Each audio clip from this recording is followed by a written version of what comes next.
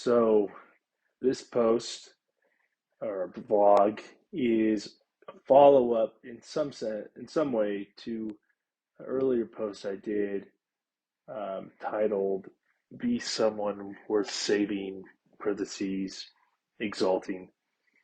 Um, there's a lot more, of course, I'd like to share about this topic, and I think the best way I will be able to share about it is through doing a blog post and then reading it off because that's easier for me.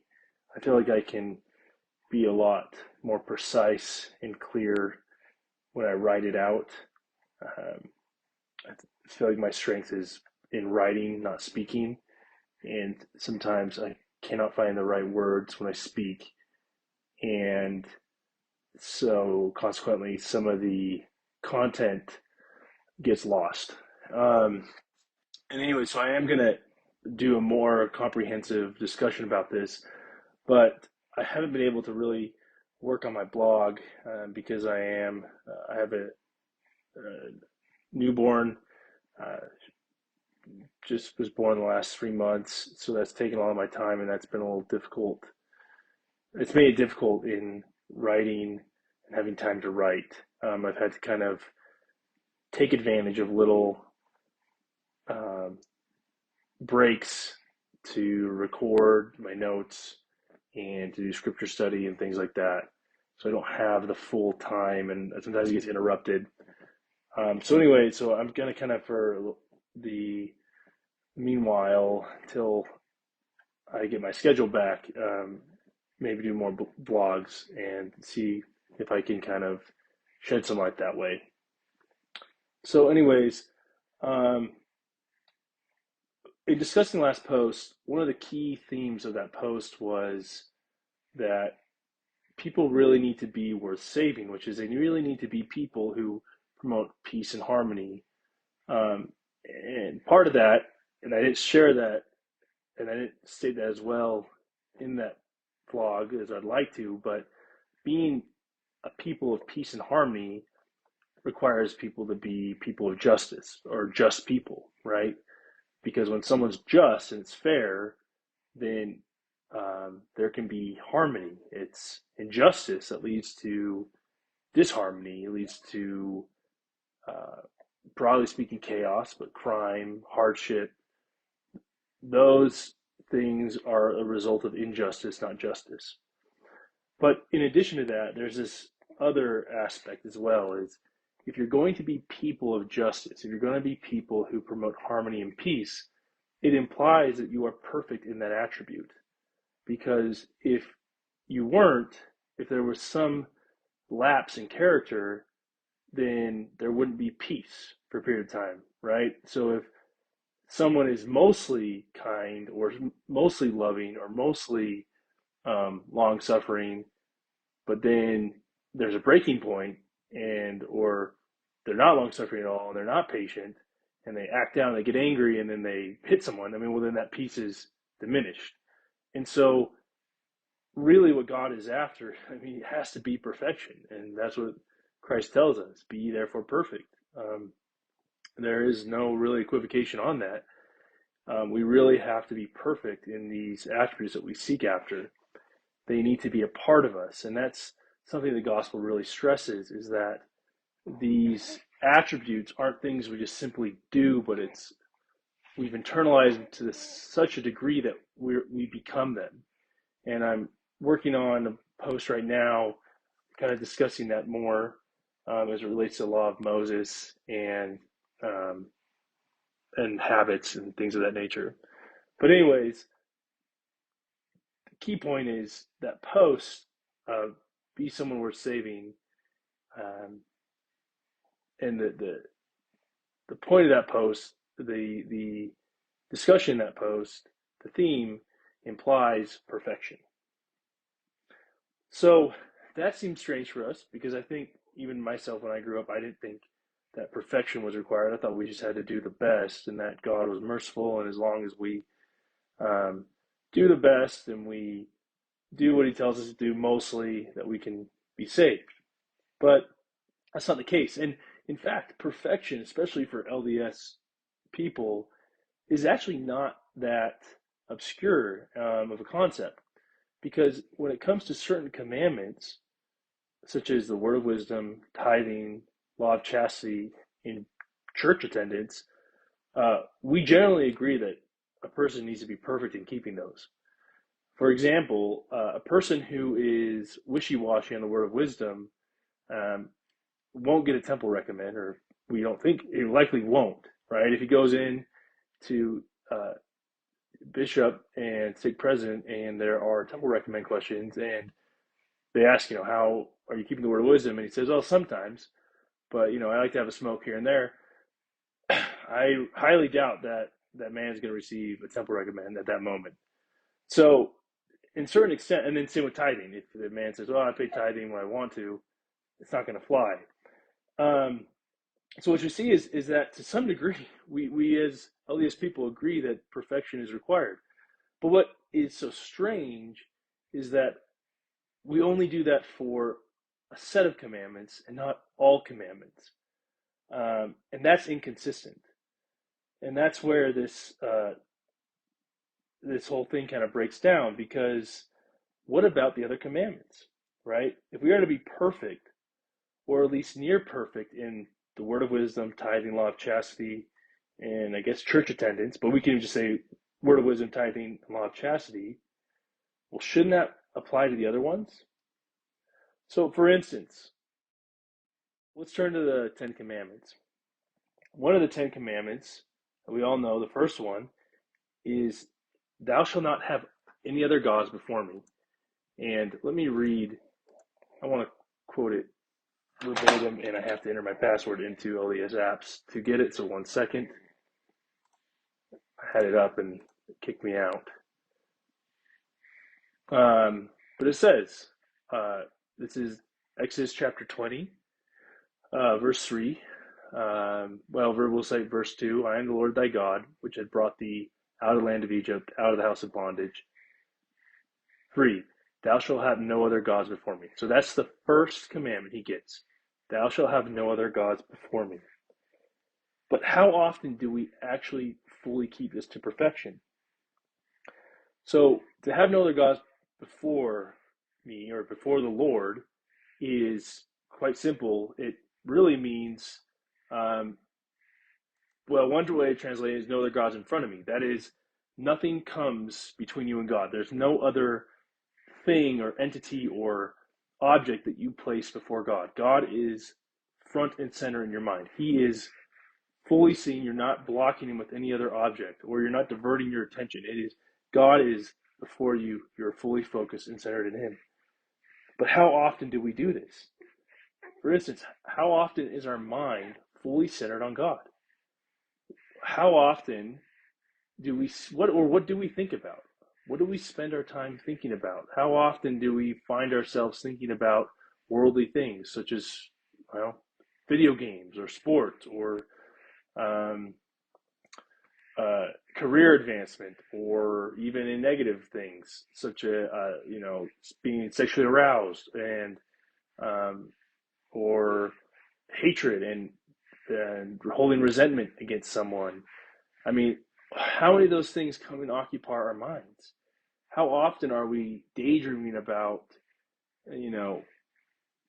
what we could have in terms of material wealth or prosperity? And are we really meditating just upon the glory of God?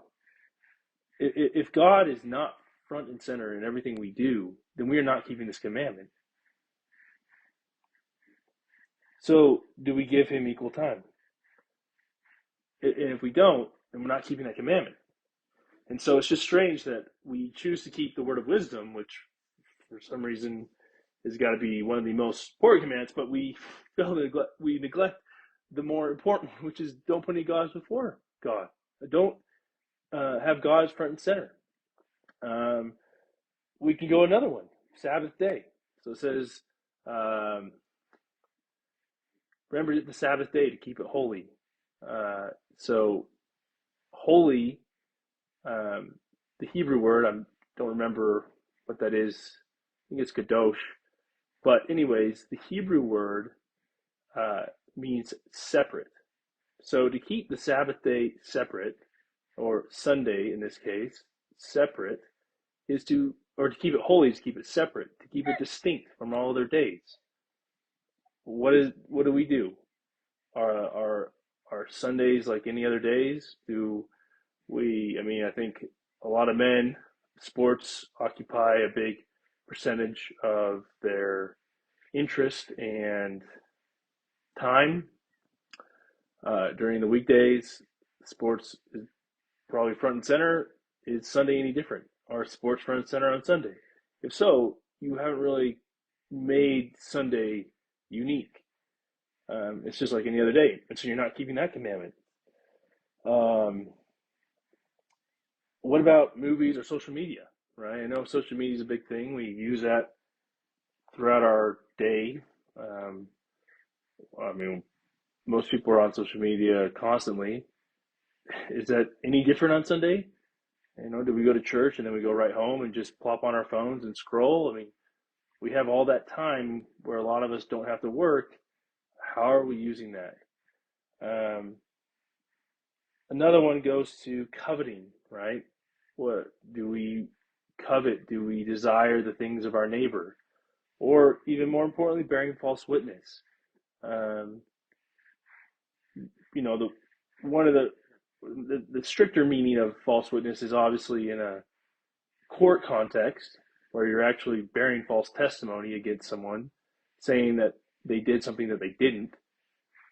But um, it's also, given that it's dealing with you impugning someone's reputation through lies, bearing false witness in a more everyday context is akin to gossip. I mean, how often do we spend time talking about other people and gossiping and spreading rumors and taking delight in that? This is, I even would argue, a more severe commandment or violation than the word of wisdom, because when you gossip about someone, you're actually affecting their reputation. You are like literally changing how people view them and affecting their life in a very serious way. And you are bringing chaos and therefore hell into their life to some degree, because you are changing the way people view them, and you are not letting that person be accountable for their own actions. You're rather causing them to have to defend against falsehoods that are not true, right? Everyone needs to stand accountable for what they do before the Lord. That's really important. That's something emphasized in Ezekiel, is that we're all accountable to the Lord for what we do. And so it's not our place to impugn someone's character or give them a different reputation than they should have. Um, so anyways, those are kind of some things. And then also, we go to the Sermon on the Mount. And there, I mean, there's a whole list, right? Poor in spirit, those that are meek, those who are hunger and thirst after righteousness, those who are pure in heart, peacemakers. Um, those are things that we need to be. We need to be those attributes. Poor in spirit, we need to be meek. We need to hunger and thirst for righteousness. The Sermon on the Mount really sets the standard for what is the qualifications for getting into heaven. And if we can't even meet this standard, then we have no hope and expectation that we'll receive and that we'll inherit the celestial kingdom, because quite simply, the Sermon on the Mount lays out how to create a peaceful society. The attributes there deal with people who are committed to the well-being, right? The meek are those who don't take advantage of others. The merciful are those who choose to show mercy, to be compassionate, to show some leniency, to give someone a chance to change. Peacemakers, straight up, like right there, peacemakers make peace, which is essential for paradise and for harmony in the celestial kingdom. I mean, can't have the peace and joy of God in the celestial kingdom without having peace. God's kingdom, the celestial kingdom, is not a place of disharmony or contention because those things come of the devil. So if you want contention, well, you can have it, but you're not going to find a celestial kingdom. You need to go to hell for that, and you can have all you want, and you can take all the pleasure you want from fighting with others, because that's exactly what people in hell do. And so what we see then is kind of going back to this point of inconsistency. Is it's so strange that for LDS people we spend so much time on these word of wisdom, tithing, law of chastity, which are important. I mean, there is some debate about whether the word of wisdom really is binding, but I'm not going to get to that. I mean, that's what the commandment is. That's what it's required to get in the temple, and so that's, I'll leave it at that. But it's interesting because we do in some sense agree with perfection, but we don't fully apply that. And it's so strange that the ones we do apply it to don't really go to the character change that's required for living in the celestial kingdom. I mean, the real heart of the matter is the heart, I guess, pun intended, but it is really about who you are on the inside. And that kind of goes to the kind of the last point, which is the issue of the temple. So again, in LDS culture, going to the temple is seen as a means to an end. An end in itself. Not a means, but an end in itself. You go to the temple, you take out your endowment, you go weekly, and therefore you walk the covenant path and you're saved. But I think for some, maybe many, is that the temple becomes too high of a priority in light of the other weightier things, which is actually changing who you are to put you closer to the character of God. Because here's the thing, a person could go to the temple multiple times a year, take out endowments and do temple work for his ancestors all he wants. But given what I discussed in the previous post, you have to actually be a person of peace and harmony. You have to be a person of justice, of righteousness. You have to be those things. And so if a person is going to the temple and doing those things but not changing, then the temple is a stumbling block. And to be honest, that's what it means to look beyond the mark. And I'll have a post or a blog explaining what it means to look beyond the mark. But to look beyond the mark is essentially just to focus on something out that is not expedient, that is not required. It's to put your attention on things that don't promote salvation. It's to focus on, going to church at the expense of changing who you are to become better, right? Church in and of itself isn't going to save us. That's not what God looks at. He doesn't look at a checklist and say, well, you went to church every Sunday for your whole life, but yeah, even though you were still mean to your husband or mean to your spouse, or you weren't patient, or you were exploitative of your workers or whatever, even though you're those things, you still went to church every time, so that's fine. That's all I want, so you can come in. That's not how it's going to work. It's going to be about the heart of the person, because it's a peaceful, harmonious, righteous person that creates heaven, right? And so in a lot of ways, we can begin to create heaven within our homes and make those places a holy sanctuary where peace and love flourish. And if we do that, then we can expand out. And it's not to say the temple is necessarily wrong, or going to the temple, you shouldn't go to the temple. That's not what I'm saying. But that if you think the temple is the end in of itself, that if you just go to the temple and all you need to do is just do the temple work, or do work for the dead, every now and then. That's all you need to do, and it doesn't matter about how you treat people or about your inner life or about how devoted you are to God or how consecrated you are to Him, then you are mistaken.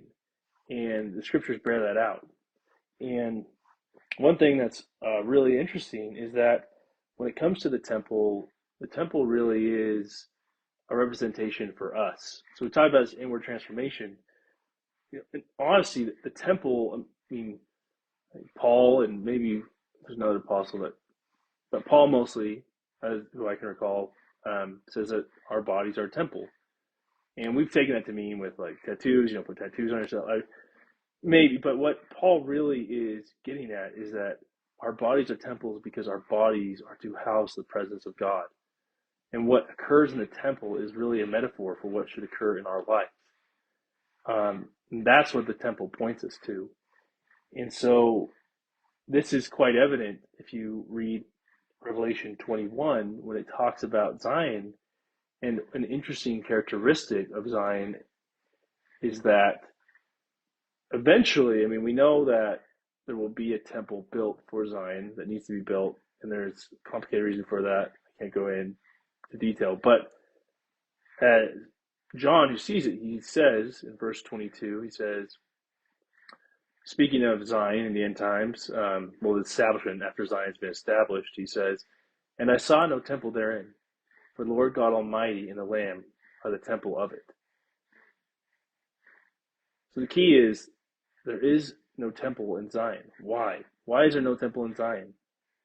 Well, because, first of all, God and Jesus are the temple of it, but you can even expand it out, is that the people become the temple. The people themselves are holy enough that they have created their own holy of holies.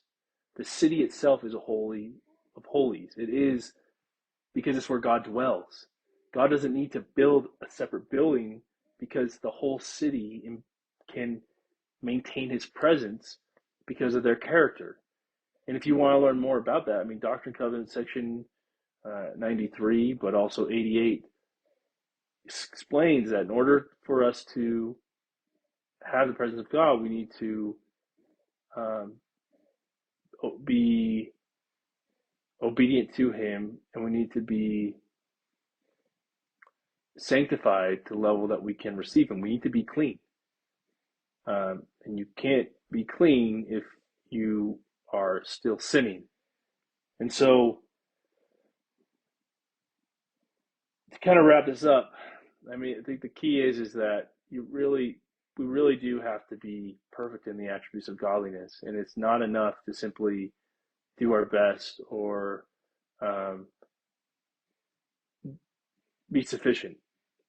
I think there's kind of a sense within the LDS culture that you just need to do enough. You just need to do 51% out of all your works, out of everything you do on earth. As long as you do more good than evil, you're good to go. No. If you do that, you're either celestial or terrestrial bound, but not celestial, because if you read the categories of celestial kingdom in section 88, or no, section 76,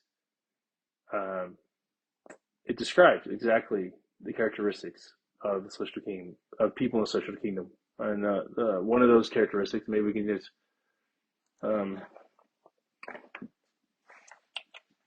go there quickly.